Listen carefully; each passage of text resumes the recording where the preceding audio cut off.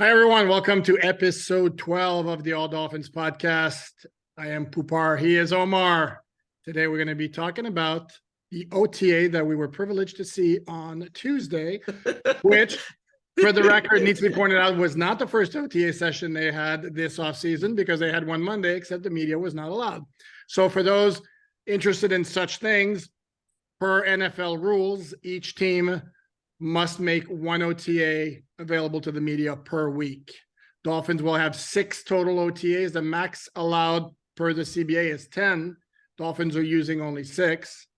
At some point, You know what? We never asked Mike McDaniel that question. We did not. We are doing a poor job as a media contingent. I'm putting that out there right now. I was going to ask, and eventually got to, okay, last question, Joe. And it was like, okay, that took care of that. But definitely we will ask next Wednesday. It's entirely possible, as you pointed out to me, off air, as they say, that maybe it's some sort of arrangement with Mike McDaniel and the selected veterans. Guys, we'll cut down on the number of OTAs, but you are all here because remember, these are voluntary OTAs. So we're voluntary. Well, yeah, some players have workout bonuses to show up for such things, but there's no such thing as a holding out or not attending the OTAs because those are voluntary. The only thing that's mandatory is the June minicamp. Yeah, and understand also that for those who think that players who contractually have contracts coming up, that their participation or non-participation is determined by, OTAs or mini camps or training camp. The new CBA absolutely prevents you from holding out. So all you'll see now is hold-ins. So you'll see players attend, but not necessarily participate in practice. And I wondered, just a thought in my mind, that we didn't see much of Robert Hunt. I'm sure he participated a little bit. Sealer did not attend. Sealer's a guy who's in a contract year. So I'm sure it was just, these are all voluntary. So I don't get my panties in a bunch about guys who are there or aren't there. In fact, I don't even take attendance in OTAs. I know you do. I do, just for record keeping purposes. No, and where the fines start are in training camp because those are mandatory, and then the June minicamp, and then what can happen also, where I would caution against ever overreacting against a guy not showing up. If you recall, Xavier Howard a couple of years ago did not participate in the June minicamp. His contract was redone, and part of the new contract was they were excusing the fines from the missed June minicamp. So all that to say is, who's there, who's not there, not as big of a deal as when we start the training camp. Having said all that, then let's start. Since we're both positive guys, we've always been accused of being super ultra positive. Yeah, no, actually, we've been accused of being overly negative. Let's start with the positive. Actually, no, I want to start with Tua because this gets on my nerves. I kind of discussed this with you again off the air before that. So there was a video from good friend Cameron Wolf of NFL Network that circulated on Twitter where he's showing Tua throwing passes in the portion of practice that can be filmed and photographed, and that's basically stretching. And then position drills, and then quarterbacks throwing to receivers. Okay. And without defenses, without a pass rush. Well, shockingly enough, yeah, Tua's a professional quarterback and a very good one at that. And he's throwing the ball. You said he's a very good one? Very good quarterback. I'm not putting him in elite yet, but he's a very good quarterback and a very good season last year. Did we get to top 10? Did we get to top 10? He's at the cusp right there.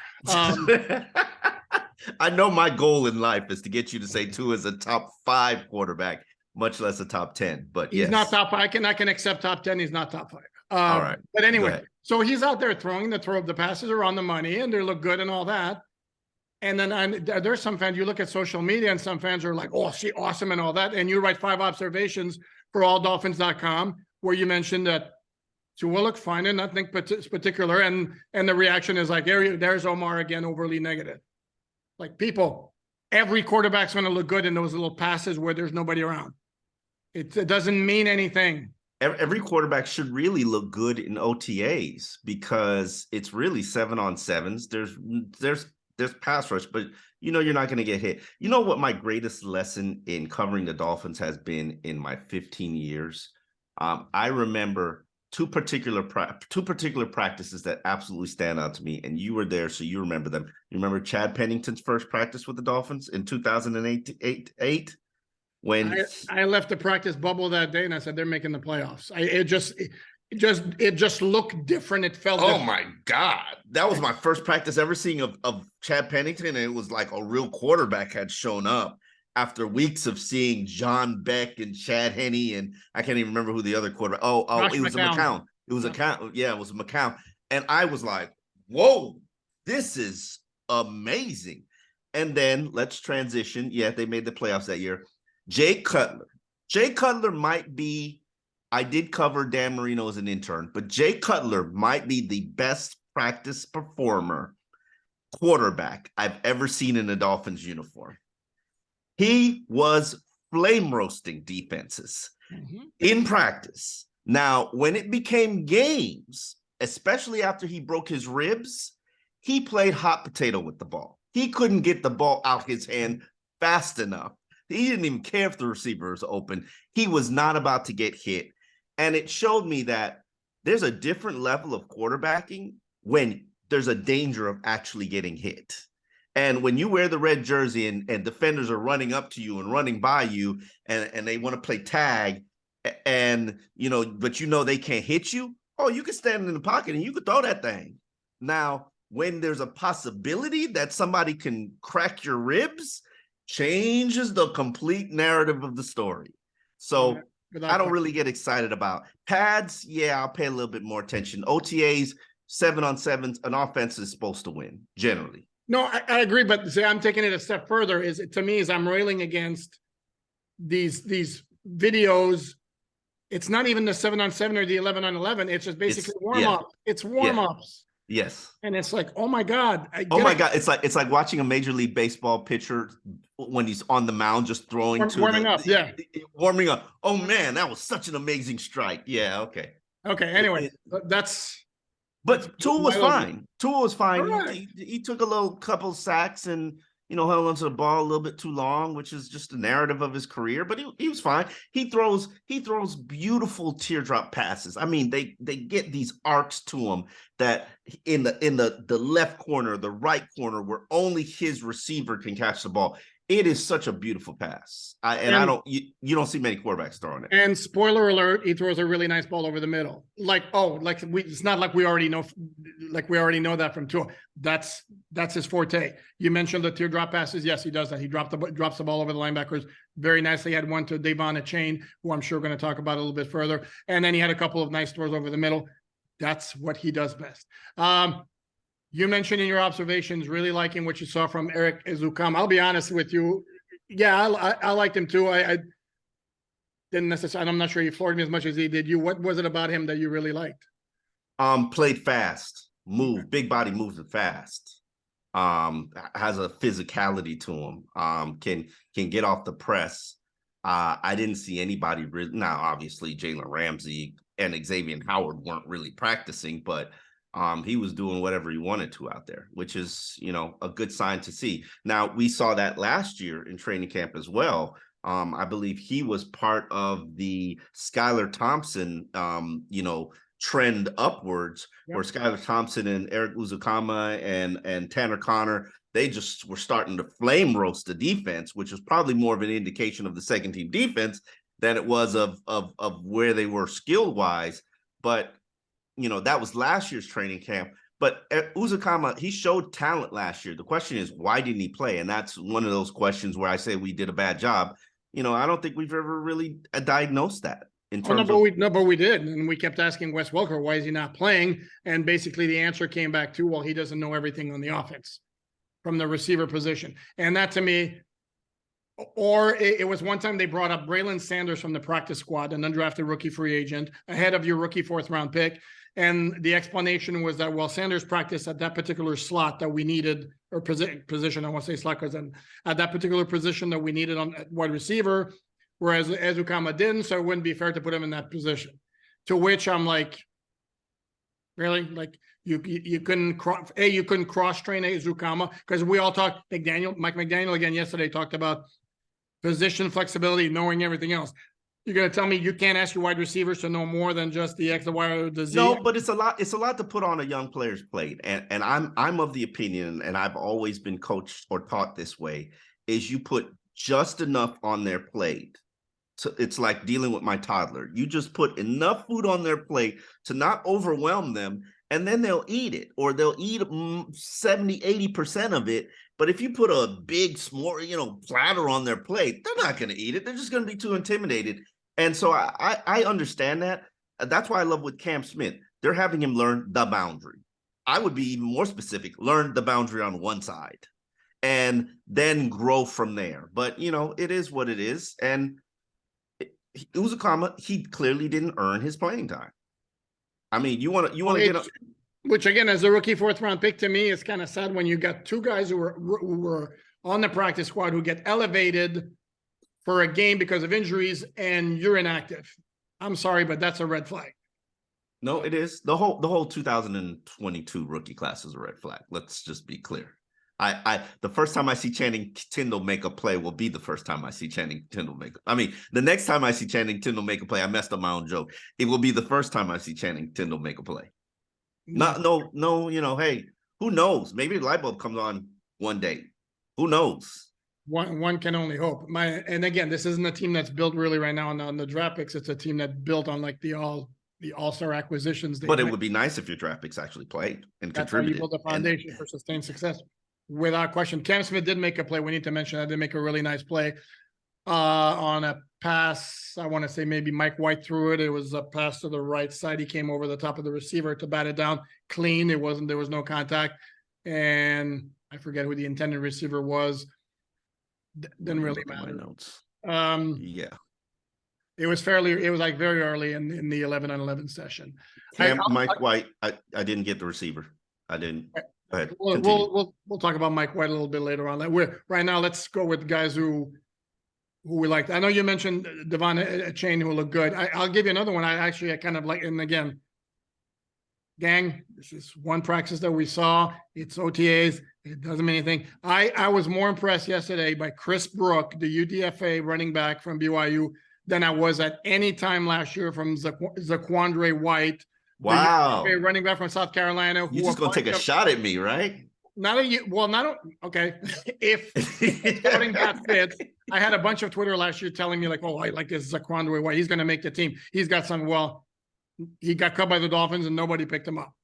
And it happens that way sometimes. Well, if there was really something there, somebody would have picked him up. Yeah, he'd be Raheem Mostert, who'd bounce around as a practice squad player until he finally gets his opportunity. Correct. We don't know what Zaquandre Smith is, but come on. You like Brooks? He was big and lumbering.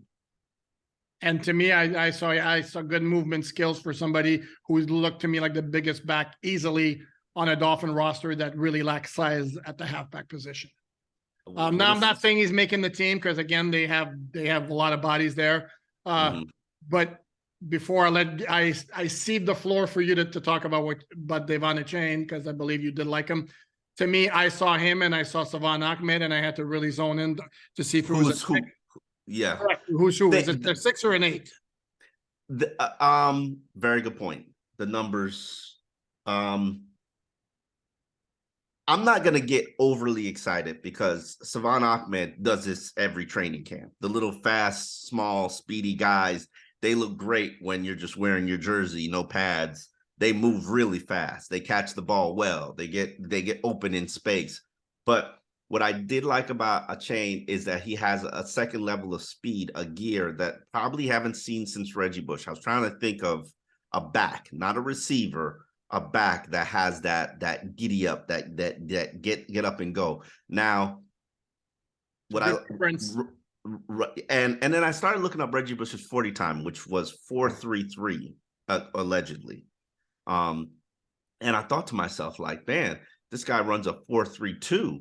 So can we do sort of the same plays? And I would say maybe if he can pass protect. And that's, to me, the biggest indicator of where I'll stand with this Devon Achane situation, because there will be a time when they put on pads and there's one-on-ones and it'll be linebackers versus running backs and they've got to protect the quarterback. You remember that drill. I'm sure you're aware of that drill. Yeah. And I'll quickly know whether he's going to play or not. Because if if Duke Riley just throws him to the side and all of Miami's tiny little linebackers just throws him to the side and does what they need to do with the quarterback, yeah, he's got a lot of work to do. So I've seen clips of him pass protecting in college, and he can help and kind of get the job done and chip, but you got to stand in there head on head. I mean, keep in mind, your quarterback is the most important player on your team. We already know our quarterback cannot withstand some hits, a hit. So that's got to be priority number one for me with him. Yeah. Unless he's going to be a gimmick player. Now, if he's going to be a gimmick player where you come onto the field, every time you come onto the field, you're either a decoy or a player that the ball is going to, and you're always running routes, and the play is designed for you, okay, cool. But I'm not building many of those plays for anybody not named Tyreek Hill or Jalen Waddle. But again, if he shows early enough, he's going to kind of disruptive speed. Then maybe you put him in the lineup, and then you can use him as a decoy as well as somebody who can be given the ball. And as far as pass protection, we're not looking for pancakes here. We're looking just slow down the linebacker on his get in the way. Yeah, get in the way. Basically, be a nuisance to the pass rusher. We mentioned. You wrote about Austin Jackson yesterday, and you mentioned his slim down body, and that's the first thing that I noticed also when he went from looking like a teenager to a grown man. Yeah, no, I think that's saying it politely. Yeah. I will say this, and this will, I didn't write this in the story, but I remember the training camp of 2021. That was a very critical training camp for me because he was a left tackle, and I remember OTAs, I looked at him and I was like, has this guy been working out at all? Or did he show up at OTAs to work out? The shape wasn't good, the condition, and it didn't surprise me that he struggled all camp. And now I'm just seeing a guy who I always love that point in a player's career where the desperation hits and they're looking at themselves like, okay, like Raekwon Davis, I'm making $1.4 million this year. It's the most I'll make any year. But if I play well, I can make $7 million a year. And that should motivate you to get the diet right. That should motivate you to go running. I remember Olivier Vernon, he used to do biking in the morning, spinning in the morning, and then go practice. You understand what I'm saying? That's a 2 workout per day kind of motivation for me. So I need to get that motivation, Alan. I need to get back in the gym. Yeah, you and I both. So yeah, you could see that this guy knows this. Hey, this is my chance. Last year was my chance, and I got injured. And I played 2 games, and I'm the question mark. He also made it very well known that he reads and he pays attention to everything. So he knows. Spoiler alert, they all do, or 98% of them do. Kudos to him for admitting it. Yes, you're correct. So he knows the sentiment that's out there about him. He knows that everybody in the nation, Dolphins Nation, looks at him. He is, I always say this, there's always one person on the team that takes the brunt of the fans' anger, disappointment, dissent, resentment. Whipping boy. Yep. The whipping boy. There's always one. You can name the year, and I can tell you who that player is. This year is Austin Jackson. He's well aware, and he's angry, excited. He's angry at what's being said about him. And I like that.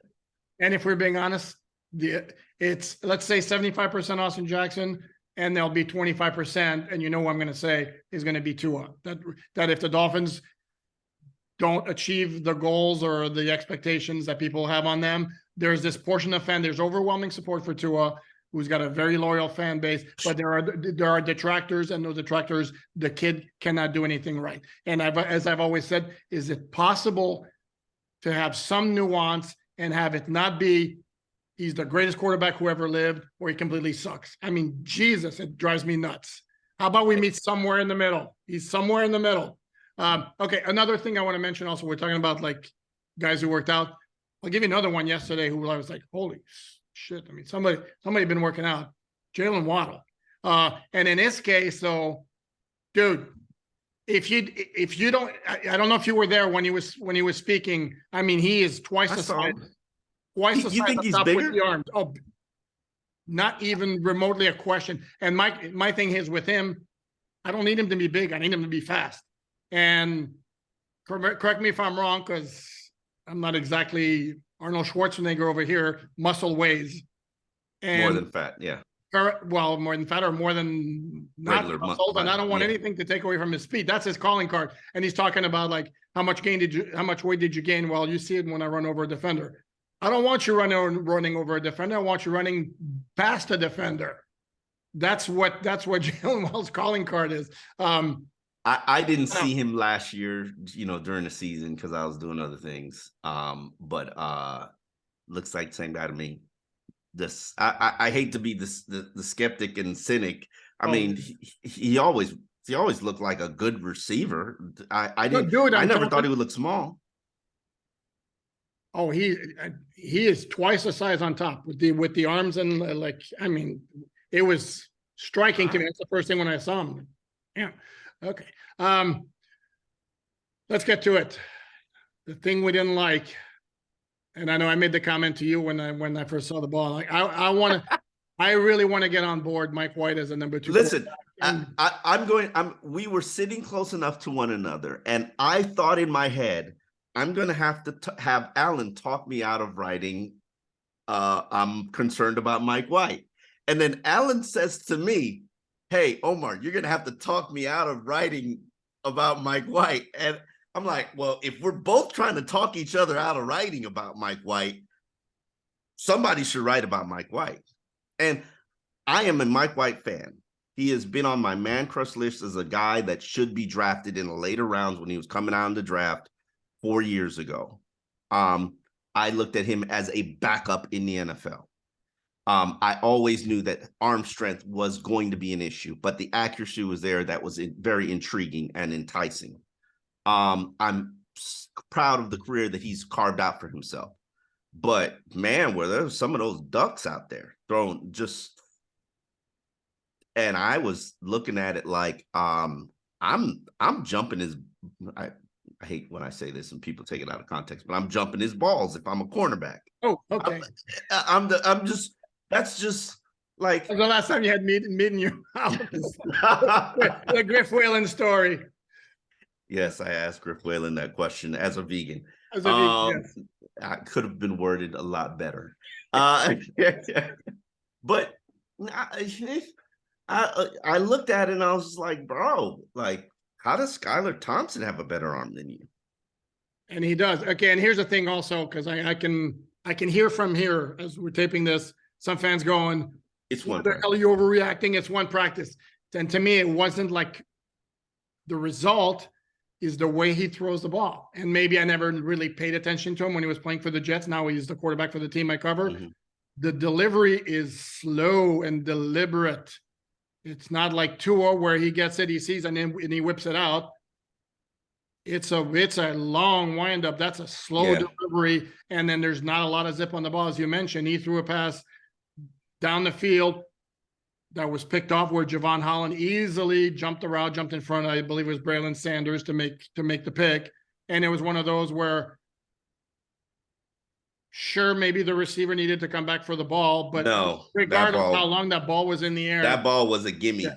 Javon Holland could have gotten that ball wherever he was standing on the field if he was watching the quarterback. Yeah. I did not like it. And like, to me, again, I said it from the start of the offseason. To me, priority number one may have been, I love the Jalen Ramsey acquisition, of course. If you're with the team that has major aspirations up to and including a Super Bowl appearance, you're really going to leave yourself in a position where your number 2 quarterback is kind of suspect. When you have a starting quarterback who has an injury history, I don't get it. And I wrote about Skylar Thompson, the third QB rule last year. And for all the good that Skylar Thompson did in the training camp in the preseason, and while during the regular season and the playoff game, it wasn't good. Yeah. He looked every bit the part of a 7th-round pick. And I don't want to hear about Brock Purdy, because Brock Purdy, while he did some very, very good things, also operated on and off in an offense that makes it easy for the quarterback. And this is where some might say, and me to a certain degree, yeah, it helps, just like the Dolphins. It helps to have Tyreek Hill and Jalen Waddle on the outside, except San Francisco also have a stud offensive line, and the Dolphins don't. So they need for their quarterback to do some things. And to me, it's borderline criminal as I sit right now, until I'm convinced otherwise. The Dolphins dropped the ball and not doing better than Mike White, a number 2 quarterback. And they don't have the break the glass in case of emergency quarterback anymore in Miami. I'm talking about Tom Brady, because now he has become the Raiders break the glass in case of emergency, because their backup to Jimmy Garoppolo, unless I'm mistaken, is Brian Hoyer. Boy, wow, he's an owner of a team coached by his former offensive coordinator, and with the quarterback coach is Jimmy Garoppolo. I mean, quarterback is Jimmy Garoppolo, and the backup is Brian Hoyer, who's very good friends with Brady. Wow, so could Brady become the first owner to play for his own team? Anyway, hey, let me. Yes, we digress. Let me stay on topic here. I watched that practice and I thought to myself, I wonder what Teddy Bridgewater is doing right about now. And that's never a good thing to think. And I'm a Teddy fan. I like Teddy. I think he can get the job done. I know every time he touched the ball, he got hurt in the NFL last season. It just was that way. Other thing that concerned me was I could not get over how small all the inside linebackers were. Mm-hmm. And we will universally acknowledge that Jerome Baker is considered a small linebacker, inside linebacker, correct? Yes. Okay. He's big. He's big in this. He's big in this batch. Yep. Which was like mind blowing to me. Where and I don't dislike the Andrew Van Ginkel cross-training inside linebacker situation, because truthfully speaking, Andrew Van Ginkel isn't really setting the edge on a run. If he's playing, you're okay on defense. I like his traits and intangibles. He's a guy who's always around the ball. Maybe the instincts kicking in as an inside linebacker. No shade to Andrew Van Ginkel. He's a guy who's overachieved, in my opinion. But now when we're putting him in the let me cross-train him, do everything role, and either one of these undrafted rookies needs to ball out and just absolutely raise their hand and say, hey, I'm ready to contribute, or you're one tight end, you're one linebacker short. And it's going to be a problem. It's going to be a problem the minute one guy goes down. And that's why you should probably consider signing a Rashad Evans or adding another. There's a batch of good inside linebackers. Quan Alexander. Yeah, there's a batch of good I think Quan Alexander took a job, and they've had the opportunity to add Quan Alexander and has passed up on him so many times. But I'm a Quan Alexander fan. Something's off. Something's off about that unit. There's just a sense that there's something that's not there. Duke Riley was an orange jersey player, and I will acknowledge to you that I like Duke Riley. I think he's anytime, especially in non-padded practice, Duke Riley shows up. He's like the Savon Ahmed of linebackers. When there's no pads and nothing weighing you down, he's getting to the ball. He's getting where he needs to go. But is that enough? No, I like Duke Riley as a complimentary player. But yeah, no, they could use somebody. No question. Talk about like a long ago backtrack. Wanted to make a quick point here. You mentioned Raekwon Davis. Raekwon Davis conditioning to me has never been an issue, because he's always been pretty cut or pretty lean. Like looks the part. He's not a fat guy. Yeah. No, he's a big guy, but not a fat guy. Right. He's always looked like he was taking care of his body. That's never been the issue for me. It's just you could go 3 games without noticing he's on the field. That's been the issue. But that was the book on him coming out of Alabama, and lo and behold, that's how it's played out. Going back to the inside linebacker spot. look, they got David Long Jr. for his coverage ability and nothing else. Let's be honest. And the metrics say he's very, very good in coverage. And then you look at his highlights, he's very, very good in coverage. Jerome Baker, he's always been effective to me as more of a, like, in more of a variety of way. I mean, he's got blitzing ability. He can chase plays, to the sideline. I don't know if I consider him a great coverage linebacker. He does everything above average, nothing extraordinary. Very well said. Here's the thing, too, as I think they have, if we might be nitpicking here, I think they have enough pieces on defense. And then as I wrote last week on alldolphins.com, and the thing that really blew me away when I did the research is the immediate impact effect Vic Fangio has with the second he joins a defense. I mean, and if for those of you who haven't read the story, I encourage you to check it out. But the average, it's like six different teams he joined in a defensive role, either coordinator, position coach, even head coach of the Denver Broncos, because guess what? It was his defense. The average in terms of total yards allowed of the teams that he took over, the previous year was 24th. His first year on that staff was 14th. Jumped up 10 spots, and it was the same for points allowed. And it's like, it happens in 6 different places. That's not a coincidence.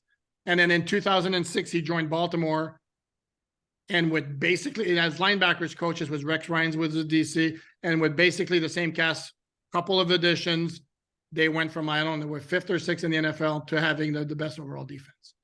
So clearly the guy knows what he's done, knows what he's doing. And so what are you predicting here? Well, what were they? 20, I forget that. I should have the numbers by heart, but I don't remember. I want to say they were low 20s, 22nd maybe in total yards allowed. If you go by the average, then they're 12th. And I think there are some people who have even higher expectations than that, but those are people who have visions in their head of Jalen Phillips is going to be a Pro Bowler with 15 sacks. Bradley Chubb, reunited with Vic Fangio, is going to be a Pro Bowler with 15 sacks. Jalen Ramsey is going to get 6 picks. Xavier's going to get 8 picks. It's not quite that simple, but there's reason to be optimistic. The question to me now is it possible that the offense is a bigger question mark heading into this year than the defense? Really? What's the question mark on the offense as opposed to the offensive line? And how about the fact that it came crashing to a halt and once December hit, which is, by the way, I love this. Jalen Waddle, the first time I've heard a Dolphin player acknowledge it, saying they were in a groove in the midseason. And then I think I don't remember the exact phrasing he used, but he said like it fell off. Yeah. He's the first player I've heard acknowledge that. And yes, it did. And it was before Tua was sidelined late in the year, because San Francisco shut that offense down. The Chargers, who were missing half their defense, shut that offense down. Buffalo, not as much, but they still lost. Against Green Bay was tough sledding. And in the last 2 games, important point about Teddy Bridgewater, because I take a lot of crap for my Teddy Bridgewater stance. He was perfectly fine as a backup last year, other than the fact that he couldn't stay healthy. And if you look at the numbers, those bear that out. He replaced Kyler Thompson early in the second quarter against Minnesota, 329 yards. And if Jalen Waddle doesn't fumble the ball in the fourth quarter at the 30-yard line, Dolphins come back and win that game. He was perfectly fine. He did not start and finish a game for the Dolphins last year. So this notion that nobody else could operate the offense last year, I think is absolute garbage. It's easy to look at purely at stats and then have the stats tell your story. Watch the game and tell me like he wasn't getting the job done against Minnesota, for example. I heard you say that offense should be a bigger concern, and okay, I can understand. Well, I asked the question. I didn't necessarily say it was. I said, okay, is it possible? You posed the question. I'm still concerned about defense. I think they're one veteran shy on every single unit on this team: defensive line, linebacker, and safety. Cornerback, I'll figure it out. But safety, I watched a safety play yesterday, and I was just like, can't tell you who was in there or what they were doing, but I was just like, with the exception of Javon Holland, I said, yeah, I don't like it. Not feeling it. Wasn't and to be full transparency, the new safety, Deshaun Elliott, was not practicing. Nor with Brandon Jones, who's Yeah, recovered. Brandon Jones and Nick Needham were not practicing, but Nor was Trilliums, who apparently I missed that one, but apparently whose father tweeted out that he's playing safety now, or somebody else did. So it's possible that the Dolphins are looking for one of those guys to fill in at safety. Do they have a definitive answer right now? No. Do they have a definitive answer at linebacker? Well, yeah, off the ball linebacker. Yeah, they do. They have their guys. I mean, pretty much know it's going to be Baker and David Long Jr. And then what happens when David Long Jr. gets hurt? Why would you say that? Because it's just a reality. I'm kidding. For those not aware, he's missed 12 games the past 2 years. It's 5-7 or 7-5 because of hamstring injuries, and was called out by Mike Vrabel at the end of the season. And I noticed that he had a tie wrapped around his hamstring in practice that he showed up late for. Obviously, maybe speculating here, getting treatment or something. Oh, we can't. No, do not speculate. He showed up to the field late after position that's drills. Factual. That we can report. We cannot speculate. We cannot and don't want to speculate on anything else. And then up front, like like as edge defenders with Chubb and Jalen Phillips, that's a good tandem. Van Ginkel just went back there. Malik Reed, Chubb and Jalen Phillips. No, that's edge. Okay. What about defensive end? Well, it depends on the configuration, because with Fangio, you're going to see, you could see 2-4-5, you could see 2-3-6, you could see 3-3-5, you could see 4-3-4. Okay. Tell me who your two defensive ends are. In a 3-4 look. Ogba and who? Give me a 4-3 look. In a 4-3 look, then Jalen Phillips becomes your second DE. All right. Okay. In a 4-3 look. In a 3-4 look, then Ogba is an edge guy. And then you probably have, which is how they lined up last year. But my concern up front is they don't have depth among interior defensive linemen after Sealer, Wilkins, and Davis. Oh, okay. That's fair. Yeah, John Jenkins last year, and they let him sign with all right, the Las Vegas Raiders. So, okay, as we wrap this up, look forward. Again, important point to make again. OTAs are open to the media once a week. There are 2 weeks of OTAs. Our next viewing is next Wednesday, and we'll obviously I'll have more thoughts and a lot more evaluations to make. But for a first one, I mean, overall, it was your typical OTA. Absolutely, no, nothing out of the ordinary. Two were dropping dimes. Perfect way to end it. On that note, he is Omar. I am Poupart. Thanks for watching.